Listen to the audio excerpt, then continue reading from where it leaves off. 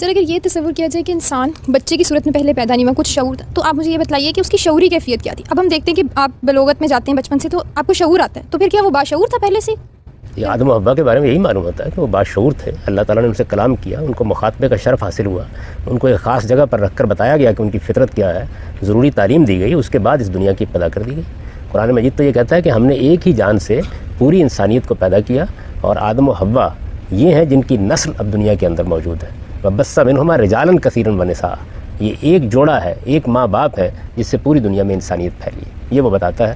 ابھی تک اس کے اس نقطہ نظر کے خلاف کوئی ایویڈنس موجود نہیں ہے، بلکہ یہی نقطہ نظر جتنا زیادہ ایویڈنس فراہم ہوتا جا رہا ہے اس کو کبھی کرتا بات یہاں پہ جو زیادہ تر ہو رہی ہے اس کو اگر ہم تھوڑا جنرلائز کریں تو وہ یہ ریزن اور فیتھ کی بات ہو رہی ہے۔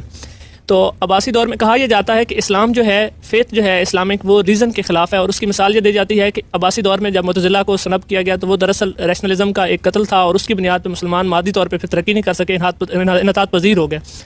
تو میرا سوال یہ ہے کہ کیا اسلام ریزن کو سنب کرتا ہے، یا اس ریزن کو صرف سنب کرتا ہے، اس سائنس اور اس فیتھ اور ریزن کی اس ریلیشن کو جس میں ایک دوسرے پر اطباق و تطبیق سے اسلام کو سائنس سے ثابت کیا جاتا ہے اور سائنس کو اسلام میں؟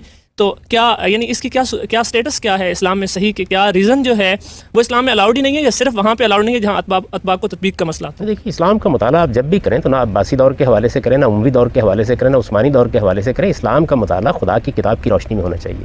آپ جب قرآن مجید کو پڑھتے ہیں تو قرآن مجید تو ہر تیسری آیت میں اصرار کر رہا ہوتا ہے کہ تم عقل سے کام کیوں نہیں لیتے، تم تدبر کیوں نہیں کرتے، تم غور و خوض کیوں نہیں کرتے۔ تو قرآن مجید کی روشنی میں مذہب کا مطالعہ کرنا چاہیے۔ جہاں تک عقل اور استدلال کا تعلق ہے، آخر اسی کی بنیاد پر چیزیں مانی جائیں گی، اسی کی بنیاد پر کسی چیز کو نہ ماننے کا فیصلہ کیا جائے گا۔ عقل اور استدلال سے دستبردار ہونے کے بعد وہ کیا چیز ہے جس کی بنیاد پر آپ کسی چیز کو مانیں گے؟ قرآن مجید اسی اصول کے اوپر اللہ تعالیٰ کے وجود کے بارے میں دلائل دیتا ہے، نبوت کے بارے میں دلائل دیتا ہے، قیامت کے بارے میں دلائل دیتا ہے۔ وہ دلائل کس کو اپیل کریں گے؟ وہ انسانی عقل ہی کو اپیل کریں گے۔ غلطی کیا ہوتی ہے؟ غلطی یہ ہوتی ہے کہ ہم بعض اوقات ایک خاص علم سے مروب ہو کر اس کی جو منطق ہے اس کو عقلی بات سمجھ لیتے ہیں۔ عقل کے کئی دائرے ہیں اور ان میں وہ کام کرتی ہے، عقل کے کئی درجے ہیں اور ان میں وہ کام کرتی ہے، اور عقل کے کئی ذرائع ہیں جن کی بنیاد پر وہ فیصلہ کرتی ہے۔ مثلا میں اپنے حادثہ اخلاقی کو اپنے اندر پاتا ہوں، خیر و شر کا ایک شعور ہے، تو میری عقل ہی ہے جو اس کا ادراک کرتی ہے، لیکن وہ کوئی منطقی استدلال کی چیز نہیں ہے۔ منطقی استدلال بالکل اور چیز ہے اور عقلی استدلال بالکل اور چیز ہے۔ ان دونوں کو الگ الگ طریقے سے سمجھ لینا چاہیے۔ تو مذہب کبھی بھی عقلی استدلال کے خلاف نہیں ہو سکتا، نہ کبھی ایسی بات کہی گئی ہے۔ البتہ جس چیز کو آپ نے فیتھ یا ایمان سے تعبیر کیا ہے وہ کیا چیز ہے، اس کو بتائے گا نا اللہ تعالیٰ، اس کو بتائیں گے۔ تو ایمانیات 5 ہیں، خدا پر ایمان ہے، کتابوں پر ایمان ہے، فرشتوں پر ایمان ہے، نبیوں پر ایمان ہے، آخرت پر ایمان ہے۔ ان میں سے تو ایک ایک چیز کے حق میں قرآن نے دلائل دی ہیں۔ آدم اور حوا انسان تھے، کیونکہ جیسا کہ بتایا جاتا ہے کہ روز بچوں کی برتھ ہوتی تھی، تو وہ انسان مطلب ایک نارمل انسان کو دیکھا جائے تو دے ول بی کالڈ میوٹنٹس، ٹھیک ہے، they are not human beings.